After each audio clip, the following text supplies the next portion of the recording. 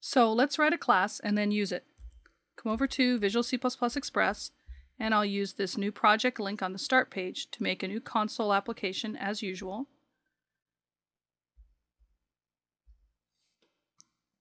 And I'll put the project in my projects directory here. And call it classes and objects. We go through the wizard as always and just check here. Yep, console application, precompiled headers, nothing else is set. Hit finish. You can see that the new project template generates a main, which we'll come back to, but what I want to start with is our class. In theory, I could simply start to type the definition of the class right here in this file. It's possible for your C++ application to be one giant file. I'm going to create separate files, and the project system will pull them together when we build. So I'll start by right-clicking the project and saying add a new item, and I'll add a C++ file. I'm going to call my class person. So I'd like a file called person.cpp. There's absolutely nothing in the file. It's simply an empty file that I can do whatever I like. I could type the definition of the class in here. I'm actually going to add this sort of magic invocation line that you'll see anytime a project made with Visual C++ Express or any other version of Visual Studio uses the precompiled headers. The very first line of your file needs to be this include of the standard headers, std.afx.h. If it's even second, you get error messages. So I like to put that in right away so that I don't forget. Now the next thing I could do is to actually type the definition of my class. So I'm going to make a class called person, open brace. Here's where the definition of the class belongs. Then I'll have a close brace, and then I'll have that trailing semicolon that I mentioned. And in here, all the definition of person. However, I obviously intend to use this person class more than just here in person.cpp. I intend probably to use it over here and create some instances and so on from inside this main. In order to do that, main would have to know that person was a class. And that's where the header file comes in. So I'm going to add another file into my project, a header file, which I will call person.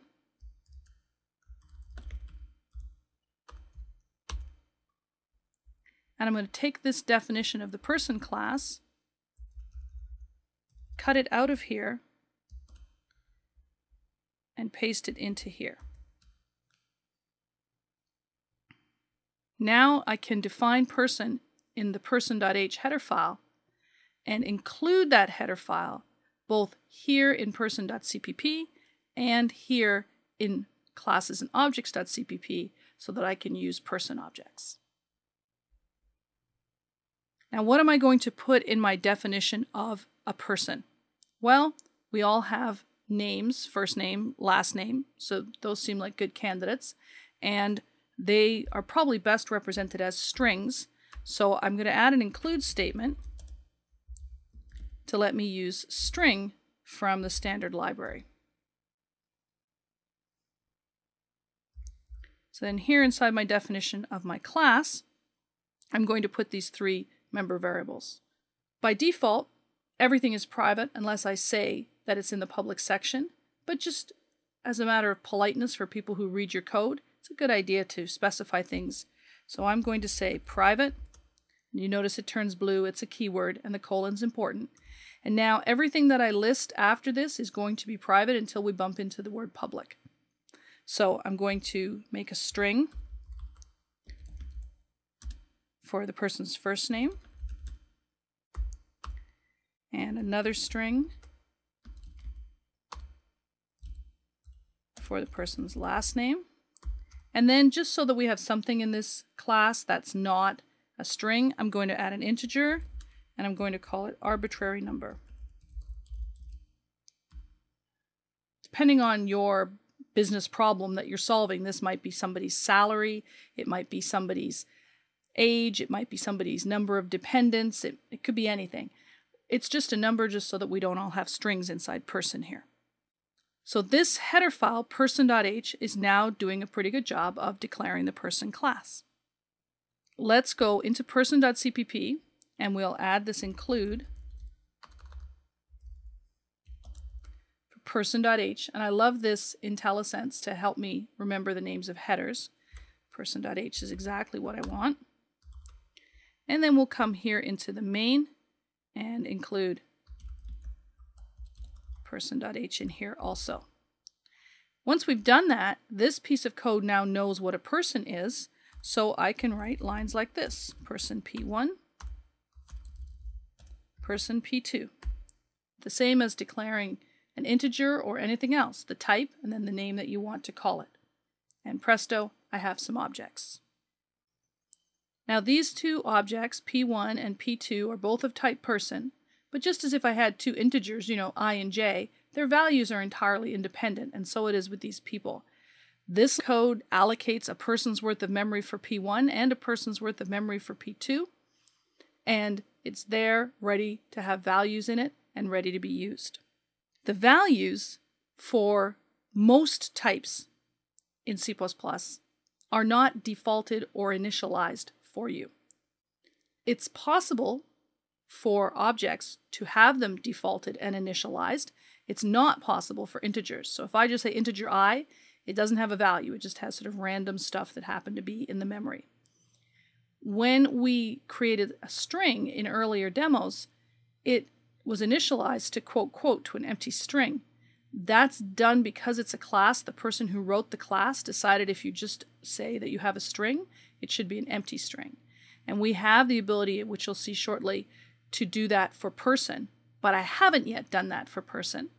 So person P1 will have memory for a string for first name, memory for a string for last name, and because they're strings, they'll be initialized to quote quote.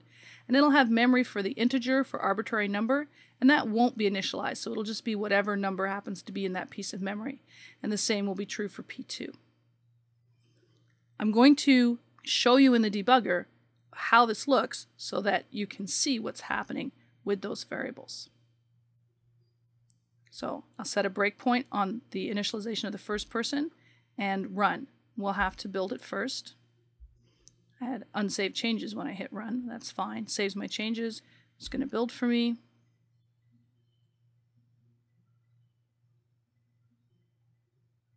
And when we reach this breakpoint, before we've executed this line, P1 is full of things that are showing in the debugger here in the watch window as being bad pointer.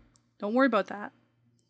Once we go over that line, you'll see that first name has been initialized to quote quote, last name to quote quote, an arbitrary number. It's just some random stuff that happened to be in that memory location. P2 is still uninitialized. We step over this line. His first name and last name have also been initialized to quote quote, and the arbitrary number, again, it looks like the exact same number. That's because this is a debug build, and in order to help developers spot uninitialized variables being used in debug builds, the memory is sort of pre-populated with signal values. However, P1 and P2 are completely independent, each with their own copies of these three variables, and I'll show you that very shortly. Let's stop the debugger, because obviously in order to demonstrate that these are independent, we need to be able to get values into the variables. To put something in P1's first name, put something in P2's first name, and see that they are different and that changing one didn't change the other. There are a couple of ways to do this, but since we were talking about initializing, this is the time to talk about the constructor. The constructor for a class has the same name as a class, and it's used to initialize instances of that class or objects. So I'm going to add a constructor to person. We'll go into the header file where we've declared the class, and I'll add a public section because obviously this constructor isn't much good if people can't call it. And the name has to be person, and it doesn't have a type before it the way some other things might, because constructors, they just don't. I have to specify what kinds of values can be passed into the constructor to initialize a person.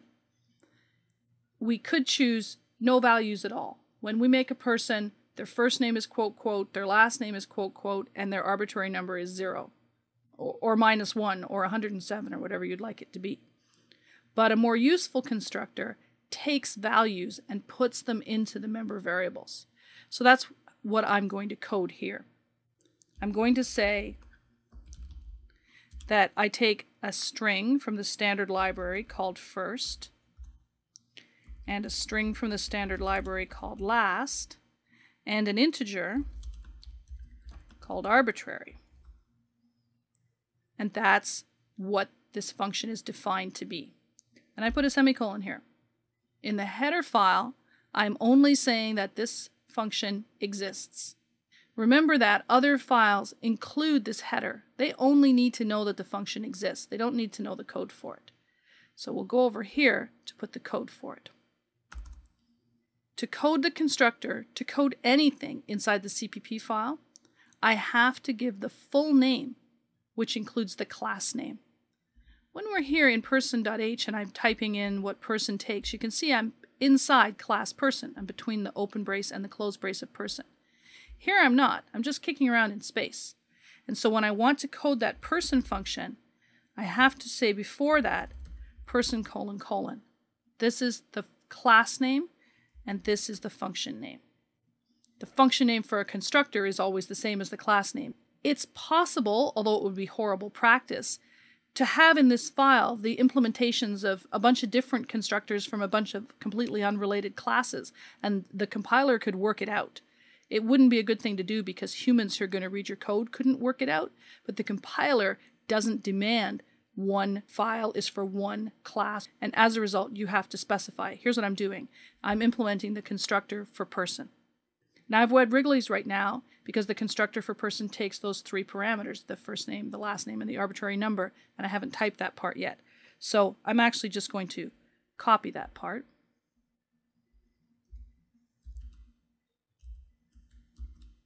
And I'm using Control-Tab to flip between the files. I'm just going to put this up onto a single line to make the rest of it a little more readable. And to define the body of the function, I need an open brace and a closed brace. And in between is the body of the constructor. Now, here's how a lot of people would like to write this constructor. They say, sure, you've got a member variable called first name. I remember that. So we'll use that, put first into that. And another member variable called last name. We'll put last into that. And you got a member variable called arbitrary number. And we'll put arbitrary into that. This isn't exactly wrong. I can build this.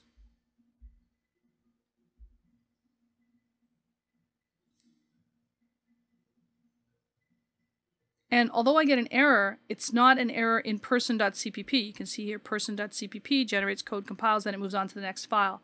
I will discuss this error later, but here this code is fine from the compiler's point of view. It is, however, not the correct code to write.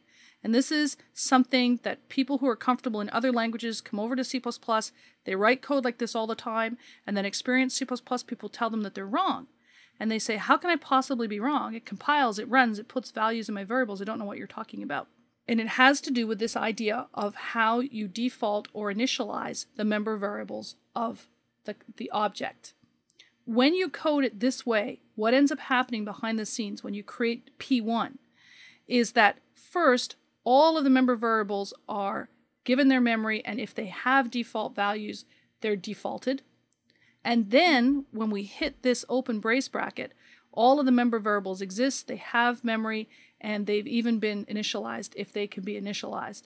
And then their values are changed. If setting the value into a string were terribly expensive, which it isn't, this would be a real waste of time. First setting it up to its default value, then changing to the value you really wanted. Obviously for something like an integer, where there is no default value, this is harmless. And for strings, frankly, it's not a very big deal, but it's a bad habit to get into. There are also some times when it's actually not possible to write this code, especially later when you get into inheritance, you'll see that. So you want to do things right from the beginning. And in C++, right means using something called initializer syntax. When your initializers are expensive, initializer syntax is one of the ways you make your application perform better.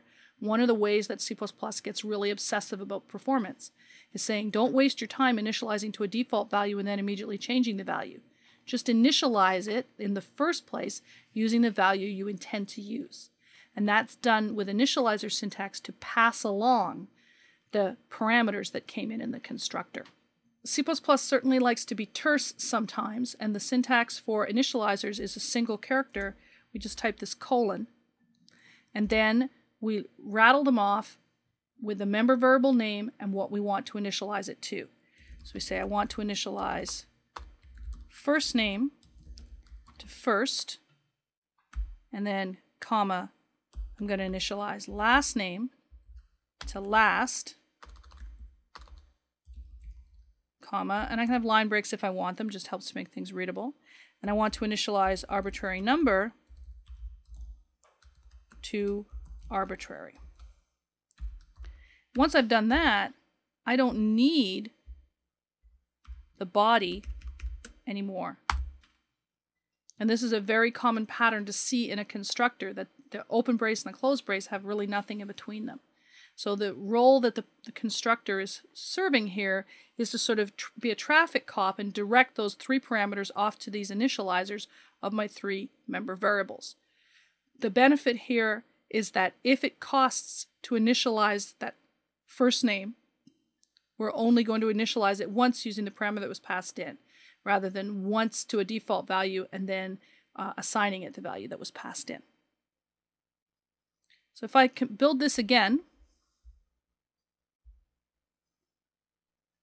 you can see that person compiled without an error. There's no output related to person.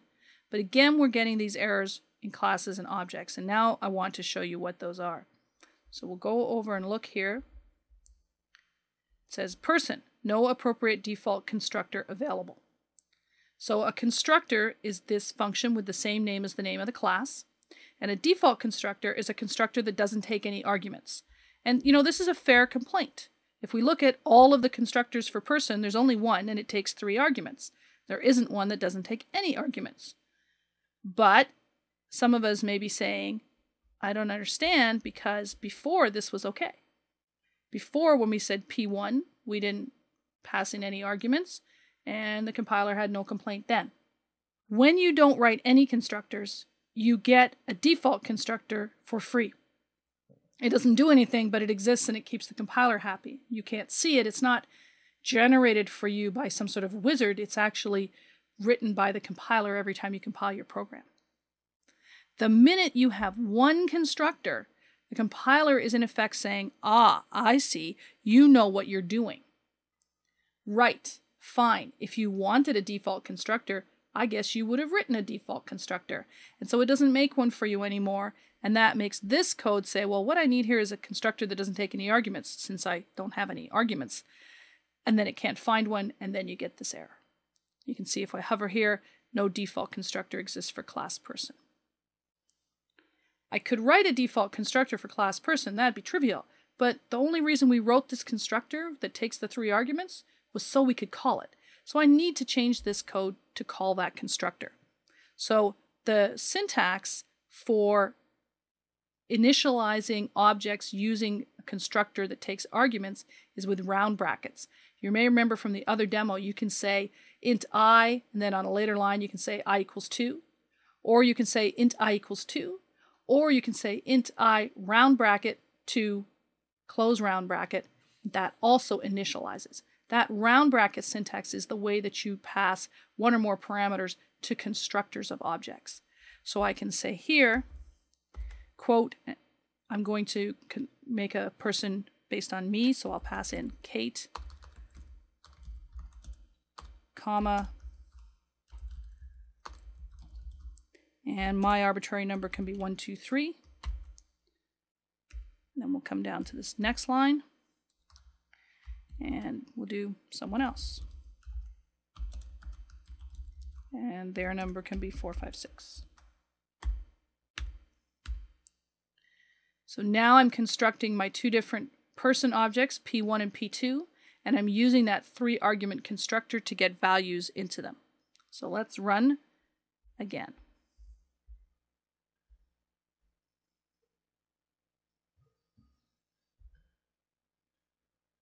So if we step over this first line, you can see that P1 has those values. Drag this over a little so you can see all parts of it. And if I step over here, you can see that P2 has completely different values, and that changing P2 didn't change anything in P1. Hopefully that's not a very big surprise. So I'll stop debugging. And now I'm going to briefly have a bad practice so that I can show you something, then I'll make it right again. I'm going to make one of my member variables public. You really shouldn't do this, but it lets me easily write some code to set its value without having to get into the ways you really should be setting values. We'll do that shortly. So I'm making arbitrary number public. And then I can come in here and say, with the dot syntax, P1 dot arbitrary number is equal to 124.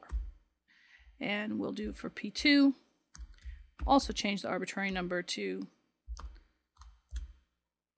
457. And we can run this.